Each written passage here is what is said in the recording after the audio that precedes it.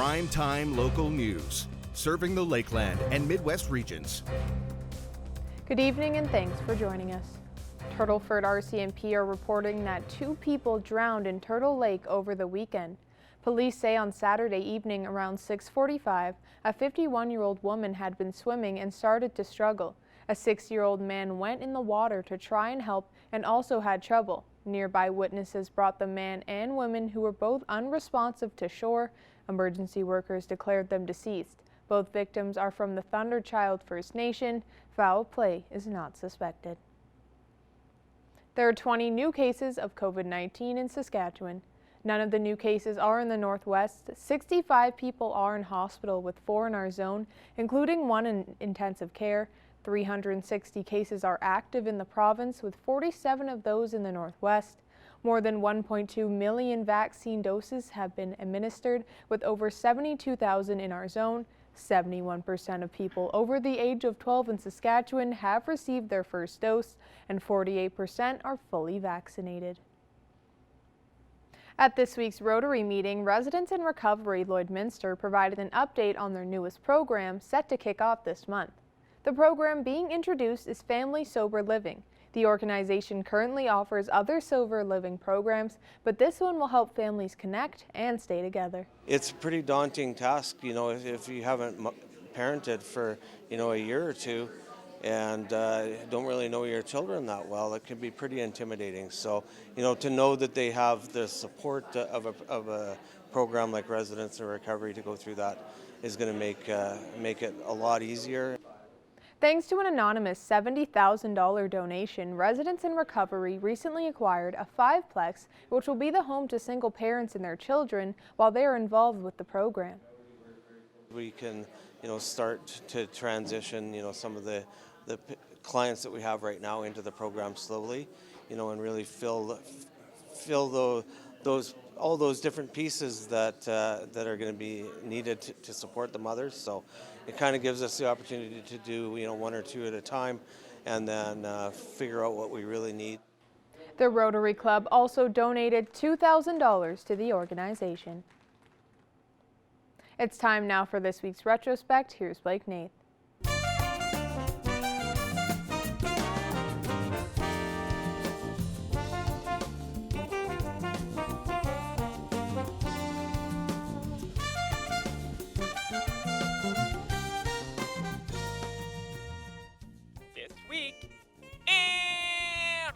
Retrospect. Marijuana. Back in '91, RCMP bust up a cannabis grow-up in a small, quiet village. This is Murnum, population roughly 600. A happy little village living on the far outskirts of mainstream society and its problems. That is until now. Now Murnum is the focus of a major drug bust and marijuana growing operation. And that's got Murnum townsfolk talking. Surprise, that's about all. Never expect anything would be going like something like that in Murnum. Disappointment? Well, more surprised than anything. I don't know the guy at all. The marijuana was loaded into a U-Haul truck and trailer and taken into the Two Hills detachment by Constable Gouland. As one of the biggest record drug cultivation seizures in Alberta, Gouland's pretty proud to have been in on the operation. The value of this right now is $1 million. If you broke it down to street value, or if that is street value, I can't tell you. I'm not an expert. Right. All I can say is that I've been appraised that it's approximately $1 million for what you see here. And in '96, the Bear Patrol is on the hunt at Little Fishing Lake. I stepped out on the steps and I let a yell out of me, and away he went. I didn't know what else to do, so I yelled at him and he took off. Ivan Ingram's experience last night with the black bear wasn't the first time. Every year he's been at Little Fishing Lake, they've had visitors. They scattered things around a little bit here this morning, but they really didn't hurt anything. His daughter was sleeping in the tent outside, just centimeters from the bear. She says it was a little unnerving, but nothing new. We've been up here enough years, we kind of know what to do, and it's not so bad if you keep your wits about you. Any bears in the trap this morning? No, not this morning. There's nothing in there today. Park officials say the bears are more of a nuisance than a problem, but they are taking the proper precautions. Traps are set up along paths the bears are known to use. When caught, they are relocated at least 50 kilometers away, but sometimes even that doesn't work. Some just keep coming back. She was hauled away and she came back, and then she brought her cubs back this spring. And that's just the ones that are giving us the problems right now. And that's all for this week in retrospect. Retrospect this week is brought to you by Webb's Ford. Worth your while to drive the extra mile. Webb's Ford in Vermilion. It's National Fishing Week. We have a contest running on Primetime Local News where you can win one of 5 fishing rods and books courtesy of Catch Fishing. Stacey Comer talked to a spokesman from the company about the week and the contest. It's an exciting day here on Primetime Local News. I'm joined by Mike Melnick with Catch Fishing. Mike, we have a lot to talk about today, but first of all, thank you for joining us. My pleasure. Thank you for the invite. Well, let's get into National Fishing Week because that's the first reason why we're here. Tell me about why this week is designated. Why is it so important? National Fishing Week started over 20 years ago by a man by the name of Rick Amsbury, who has sadly since left us. But his passion was to, at that time, before screen time was a thing, he saw a problem with kids not getting outside and spending time in the outdoors. So he came up with this idea of holding a week that's dedicated to recreational fishing early July. It's usually the first week of July. And the message behind it is pretty simple.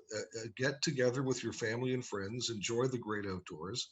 And if you haven't fished before, maybe we can help you learn with some basic tools and information. And that was the whole impetus behind National Fishing Week. And here we are in 2021, still going strong. So what are some of the tools that are available for people? I'm actually surprised at the number of people who haven't gone fishing or haven't had a chance, whether it's because they live in a city and can't get, to a place where fishing is an option for them. If someone is just looking to get into the sport, where should they go to look for information? Well, I would suggest starting with local retail stores, tackle shops. That would be a great first stop. Also, our website, catchfishing.com, has a lot of resources. We have a book called Catch Fishing, and it's about that big, and it's designed really for kids to have in their hands and in their tackle boxes. And it's written toward the novice, someone who has never fished before. So it's a great tool for anybody who's never done it, because I'm sure it's a little daunting. How do I start? Do I have to spend a lot of money? No, you don't. Where do I go? When are fish biting? And that sort of thing. And we try to answer those questions in that booklet and on the website. So catchfishing.com. Well, and one of the things you just mentioned too, I think, is something that might hold a few people back, and that they think that, we have to have these expensive rods and reels and, buy all these different hooks and stuff. But really, I guess if you wanted to, you could probably get a stick with a string on it and put a small hook if that's how you wanted to go, correct? That's how I fished as a kid. I kid you not. It was usually a safety pin at the end of the string with a worm on it. So yeah, you don't need to spend a lot of money. And that's the nice thing about recreational fishing. Unlike other sports or pastimes, it's really economical. I mean, you could spend $1,000 on a rod and reel combination, but you don't have to. Some simple basic packages are on the market, and start simple. And also a big tip I find for newcomers is the reminder to start small. Like, get the smallest types of lures you can get, whether they're plastic or even a small worm, and go after the panfish, go after the small guys first. That's the thrill. And then once you learn how to reel in a fish and let it go safely, if you want to release it, then you can move up to some larger fish. But don't try to go for the big ones. Everyone wants the big one, right? And we say to novices, especially to kids, just go out and have fun. And it's not called catching, it's called fishing. So the idea is you may not catch anything, but that's okay. That's all right. It's just getting outside and spending time in the outdoors and with your friends and family. Now, do you guys go as far as to look into having competitions and tell people how they can get into competitions? Because a lot of people do take this seriously. They've got the fish finders, they've got the top of the line equipment, and they want to catch those big ones. So do you have tips for the people who are on that end as well? Well, those are diehards, and I'll be honest with you, I can learn from them. So I'm not sure what I can teach them, but those people are the ones who have really taken to the sport. And you're right, you can blow your brains out with all kinds of expenditure on electronics and gear, and that's great if you're into that and you can afford it. But at the same time, they really don't need our advice. We're really out for the novice angler and trying to help people be introduced to the sport and also to continue with the sport, because we find those who are involved become the caretakers of the resource. So that's an important part of it as well. Well, we are in conjunction with Catch Fishing starting a contest for National Fishing Week, and we thank you for this. We're going to give people the chance to win. We're giving away 5 rods and reels and 5 of the Catch Fishing books as separate packages. So if you win, you get a rod and a reel on a package. So tell me about these rods and reels. Well, I want to thank our manufacturer members. We have Shimano, Pure Fishing, Normark. These are companies that donate these rods and reels to us. So I think the ones you're getting are from Pure Fishing, the Shakespeare combos. And they're entry level, but they're really good rods and reels. And we couldn't do this without the support of these companies who actually give away their product to us so we can give it to you to give to your listeners and viewers. So, I can't say enough about their support, so thank you to them. So the combos you're getting, I think I saw them when they were packaged and shipped. They're different colors. There's blue and there's, I think, some black ones in there as well. So they're really cool. And I think whoever wins them is going to have a lot of fun. Well, we're going to do something a little unique here. We are going to get people to tell us their fish story. So what we're looking for is people to go to our Primetime Local News Facebook page and post a photo of them with a fish. It can be any size because this is just going to be a random draw. So if you had the small, little perch all the way up to the big jackfish, post it. And if you can tell us how much it weighed, if you know, and also where you caught it, so we can kind of see where people are fishing around here. And then we'll make a draw at the end of the week, again, a random draw. So again, if you caught that big one or the small one, doesn't matter, just post your picture on our Facebook page. And then you might get a chance to win one of these beautiful rods and reels. And you also mentioned the book that's going to go with it. Can you tell us a little bit about that book? I know you touched on it before, but maybe just go into that a little bit further. Sure. As I mentioned earlier, the person who started National Fishing Week was Rick Amsbury, and he wrote the book, actually. And we have distributed probably 160,000 copies across the country. It's written for the novice. It's an easy read. It's a fun read. And it shows you how to tie a knot on one page or different species on another page. So it's a fun little read for an hour at the cottage, or if your kids are bored, here, give them the Catch Fishing book and they'll spend some time reading it and learn something too. Well, awesome. Thank you so much, Mike from Catch Fishing, for giving us these packages to give away and help educate people. And once again, we direct people to our Primetime Local News Facebook page. All the contest information is there. So post your photos and then we'll get a chance to win some of these rods and reels and a chance to win this book. And as Mike says, get out and go fishing. Right on. Thanks so much, Stacy. Really appreciate it. Now we're Connor Chan. We'll take a first look at your weather forecast.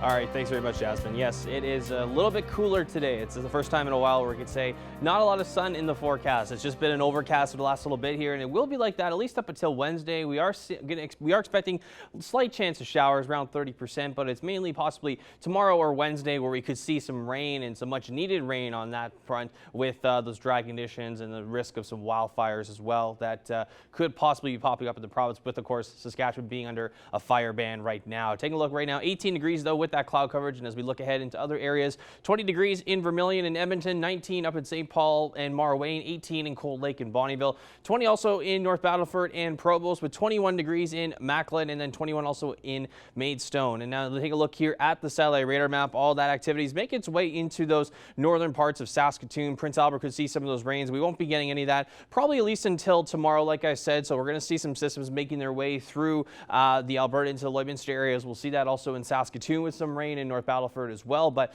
it should be within the next couple of days. We can finally start to see some of that nice moisture. 10 degrees overnight in North Battleford with that same cloud coverage, going into 19 degrees tomorrow with some showers probably going to continue into North Battleford. 12 degrees overnight with some cloud coverage carrying over also into 19 for tomorrow with the daytime high. And then for us here at Lloydminster, 11 degrees overnight with a little bit of clear skies, and then we'll see that cloud coverage coming back at 17 with the showers expected there. Now looking ahead to the next 3 days, we are looking to 26 degrees possibly on Wednesday, so we will be warm, but we also will be seeing some of that rain, and then we'll have that little bit of a break on Thursday as we are going to see temperatures at that high of 26 degrees. Now that is a first look at your weather forecast. Now of course, as you did see with Stacey Comer talking about National Fishing Week, there is a chance for you to win one of 5 fishing rod packages courtesy of Catch Fishing. To enter, you go to our Primetime Local News Facebook page to submit your photos of you with your fish, with your fish catch, including the size and where you caught it, and all photos will be entered to win, as we will do a random draw, and the contest closes this Friday, July 9th at noon. So make sure you submit your photos. Well, that's it for now. We'll have more with Primetime Local News after the break.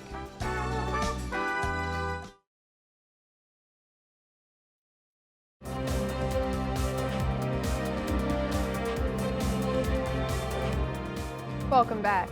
Hot and dry conditions have caused the Saskatchewan government to issue a province-wide fire ban. A small fire can grow quickly, and producers are advised to have an escape plan for their cattle. Jillian Code speaks with Aaron Buckingham of the Britannia Fire Department about how producers can protect their livestock. So today we are talking livestock and fire safety. You know, it's something that you hope you never have to deal with, but it's really important to have a plan in case you do. So what exactly can producers do to help prepare themselves in advance? You know, of course, every producer has a great water source, or tries their very best to have a great water source for any of their livestock that are on the farm. So that's, of course, very key. The thing about wildfires and things that may encroach, you look at what just happened in BC. And I did see a news story about a farmer there who was very concerned about his cattle, as was the government. They said the government phoned in to say, get your cattle out of there, right? So, you know, if you have the ability to have some corralling areas where you are, and the ability to quickly load, if you had to load to get them out of the way, that's going to be very key.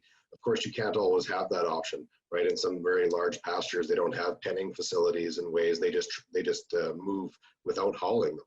So it can become an issue. The biggest thing for this is it's very, very difficult to prevent a wildfire from coming into your livestock area. The small things you can do is have that water source nearby. You can also make sure that your vegetation is being kept properly. So the thick bush areas and things around there, if you can thin that out, and you know, making sure that that stuff is well kept. The cattle or the horses, of course, graze the land and keep that stuff down. But watching those edge areas is going to be very close for you. But what most people don't think about when it comes to this is the stress that this type of event can put on the actual livestock. That's going to be your biggest thing, right? You want to limit those strenuous activities for your livestock should you have to move them, right? Running them as hard as you can to get them out of the way is actually a pretty tough thing to do. It may have to happen in an emergency, but you're going to want to be cognizant of the fact that if the smoke is bothering you, it's bothering your livestock as well, right? So it can be very, very, very tough on them, right? So you want to limit that exposure as best you can. There is no perfect way to do this, but keeping them there and keeping them safe is obviously key to any producer. So we want to make sure we can do the best we can with that kind of thing. If someone sees fire or smoke and it looks like it's approaching their herd, what's the first step that they should take? For sure. I mean, you want to make sure to get them into the safest area possible as quickly and as safely as possible. The other thing is ask for help. You know what? We see it all the time when there's fires in our area, not necessarily pertaining to livestock, but anything like that. I know a lot of people in our particular district have a community group chat. And when something's going on, they alert their friends, they alert their neighbors, you know, asking for help and getting them done that way to move them as safely and as less stressful as possible is going to be your biggest way to keep your livestock safe. Like I said, there's no perfect way to say, if you do this, your livestock will be safe from a wildfire. It's just not the case. It's how you handle them and how you work with them to make sure that they're as healthy and protected as you possibly can. Thank you so much for sitting down with me and chatting about this. Hopefully it'll help some people stay safe. Yes, I hope we never have to deal with that situation, or hope nobody ever has to deal with that situation. It's unimaginable, but we do see it happening. Now we'll take a look at your egg prices.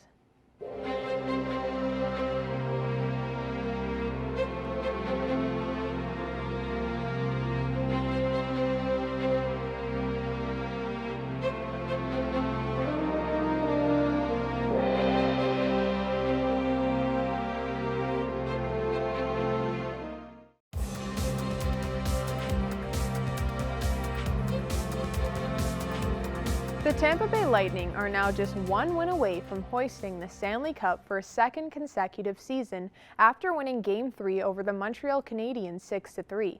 Connor Chan and Evan Kenny have more ahead of tonight's game. Well, joining us for this Stanley Cup final panel is Evan Kenny, of course. And Evan, we are on the brink of possibly seeing the Tampa Bay Lightning sweep the Montreal Canadiens. Last time we did see that was in 1997-98 season when the Washington Capitals took on the Detroit Red Wings. There were a lot of similarities with those two series because, you know, it looks like a mirrored image almost in a sense of what we're seeing now with the Montreal Canadiens and Tampa Bay. Now with Montreal, of course, being down 3-0, they were, of course, down 3-1 with Toronto. What are some keys for them if they want to get back in this series? Yeah, Connor, you're 100% right with that reference, you know, between the Detroit Red Wings and the Washington Capitals there. I mean, even just down to the fact, not only did Detroit sweep, but just the way these teams are set up is very similar. That Detroit team is a lot like the Tampa Bay team that we're seeing right now.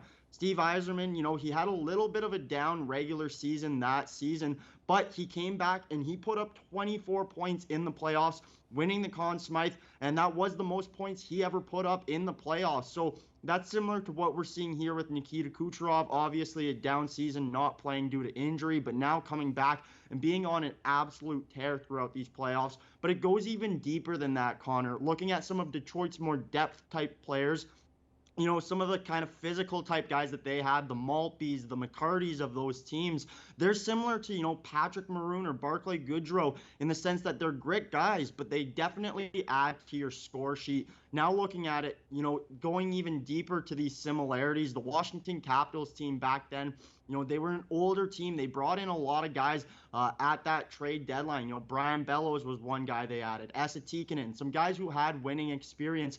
Similar to Montreal, bringing in Corey Perry and Eric Stahl, but then, you know, their core depth was still quite young. Sergei Gonchar was just getting into things, and while Sergei Gonchar played a bigger role than a guy like, say, Alex Romanov, you know, there are certain characteristics there, you know, that are similar. Now, Connor, getting to your point, what can Montreal do to keep this series, not just, you know, win this series, but keep this series alive?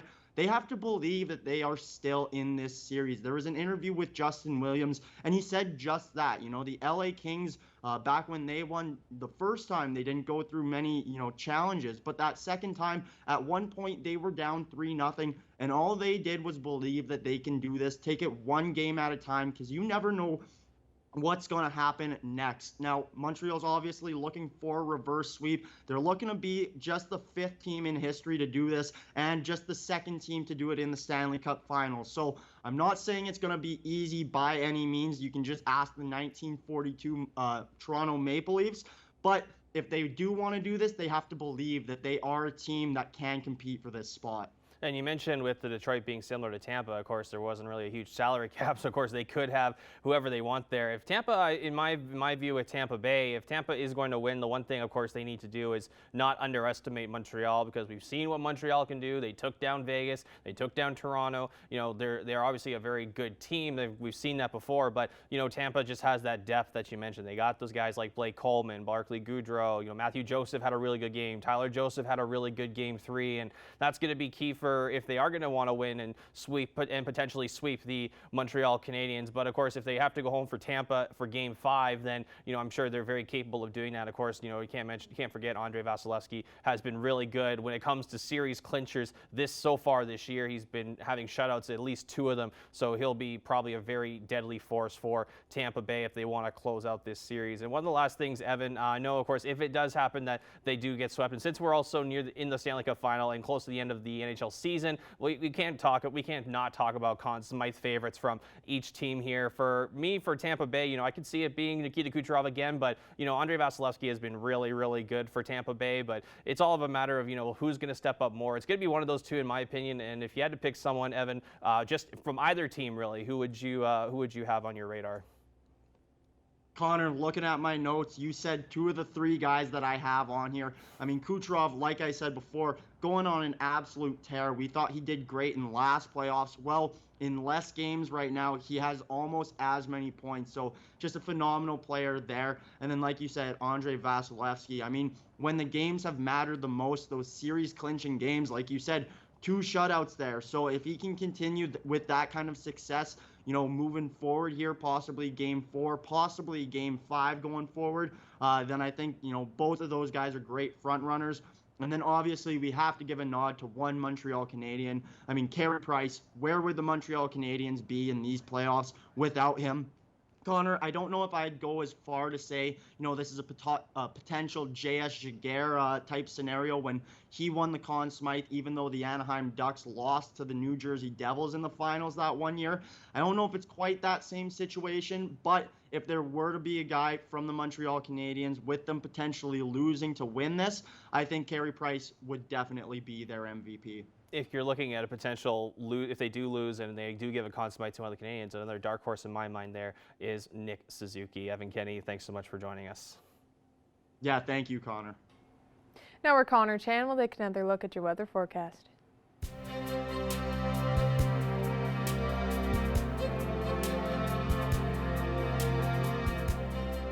All right, thanks very much, Jasmine. As we see, temperatures kind of did go up a little bit here in Lloydminster. At least we went up 2 degrees from the last weather hit here, but we're still in those mid-teens and 20s as we're starting to get a little bit cooler. Lots of overcast and even lots of chances of seeing some rain, which is much needed. We see lots of dry conditions. Of course, that fire ban in the province of Saskatchewan is still in effect. But as we look out west, 20 degrees in Edmonton, 18 in Edson, 20 in Jasper, 19 for Red Deer and Whitecourt as well. Looking over to Saskatchewan, a little bit warmer in some area down Highway 16 here with North Battleford and Saskatoon at 21 and 22 degrees, and then 17s in Prince Albert, Melfort, and Prince Albert and in Meadow Lake areas as well. Looking up north, we see La Loche and Buffalo Narrows at 16 degrees, 17 in Uranium City, with 14 in La Ronge and Flin Flon, so they definitely tapered off a little bit from last week. 17 also in Fort Chipewyan and Fort McMurray, 22 degrees in Grand Prairie, and then 20 up in Peace River and in High Level. We could see also some of those showers carrying over into the northern parts of Saskatchewan into tonight as well as into tomorrow. Still fairly warm in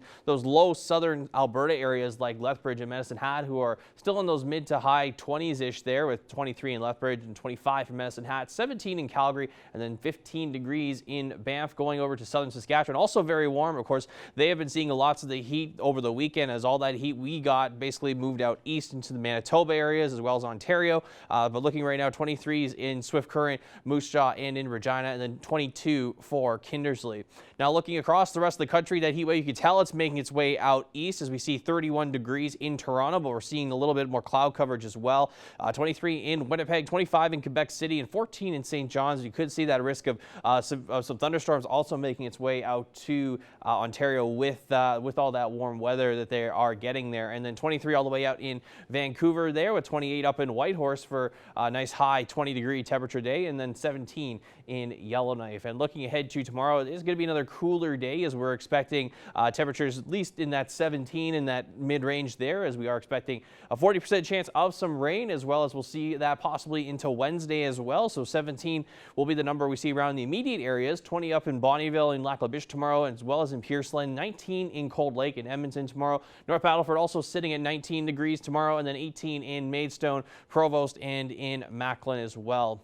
Now, as we take a look to the next 7 days, we are going to gradually get up a little bit warmer, so we're going to see some heat come back once again. Could have a higher chance of some rain on Wednesday with a high 26, and we'll continue that on into Saturday with those high 20s as we get into Saturday with the 30-degree mark, but we'll still see some cloud coverage on top of that, so not a whole lot of sunlight, which is kind of a nice change for us here that have had to suffer through that massive heat wave we got here last week. 26 on Sunday, 25 on Monday as well, with a little bit of sun and cloud coverage mix. So we're definitely starting to see that overcast play forth here into those next couple of days. That is a look at your 7-day forecast. We'll have more primetime local news coming up after the break.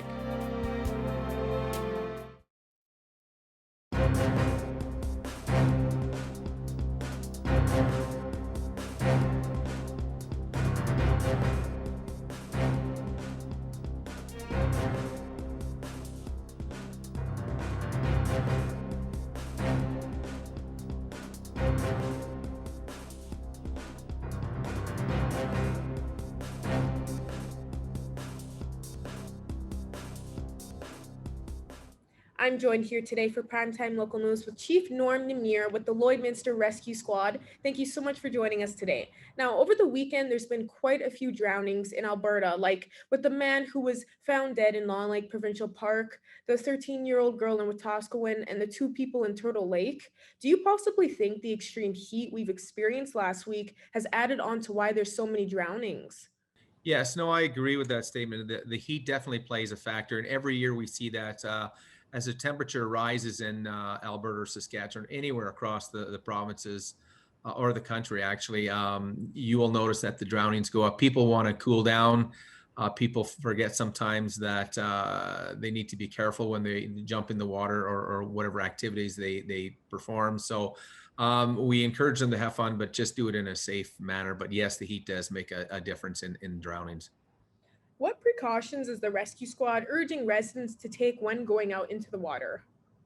Well, I think one of the things is know the area you're going to jump into or dive into. Make sure that there's no rocks or tree stumps down below. Just make sure that that it's been maybe surveyed or checked out prior to you going into the water.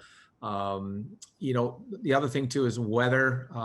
Make sure you check the weather. If you're going to go swimming, sometimes you'll go out for a swim a couple hundred meters and come back. But if a storm is coming up too, thunderstorms can play some roles in that, with a lot of waves or the wind producing some bigger waves that you're not capable of swimming against too. So don't do that. Check, just like I say, check the weather. You know, the other thing too is don't leave your children unattended. If you're swimming in a designated area that some of the lakes have, it's buoyed off so the boats don't come in there, but don't leave your children unattended. And make sure that you know how deep the water gets too before letting your child go in. And if they do want to go in, if they're not good swimmers or even a very poor swimmer, make sure they wear a PFD or some sort of flotation device so that they can go and enjoy the water safely. And with the Lloydminster Rescue Squad, what resources do you all use for these situations when it comes to drownings? Well, we've been accumulating our resources here in the last last couple of years. We've purchased new equipment. We have a sonar on all of our boats. We have shallow water boats, like we have the airboat. We have a Zodiac. We have access to numerous other boats, you know, with smaller engines, so we can go in smaller bodies of water or less deep water. We do have our new boat that's still coming, and we're still looking forward to that to accommodate the larger body of waters. We have underwater cameras. We have an ROV, the remote underwater vehicle that we can use to scan and actually grab someone if we had to. We have a JAWS on it, a little JAWS on it. So we have a lot of equipment for water recovery, and Zodiac also that we have. So we do have a lot of resources, and of course, don't forget our dive team, which we have underwater dive comms, so we can talk from surface to the divers below, which is a great safety asset for us too. So. Is there anything else that the Lloydminster Rescue Squad would like to add for people to stay safe and avoid drownings this summer? Yes, no, I think that I think for most people, if you don't know how to swim, maybe enroll in a first aid or a water safety program, or enroll in some swimming lessons. Get comfortable with learning how to swim, and then you know, become a stronger swimmer. I think that would be a great thing for people who don't know how to swim, to take those courses. I think it would be a great asset. Perfect. Well, thanks again so much for joining me today. You're welcome. Thank you so much for having me.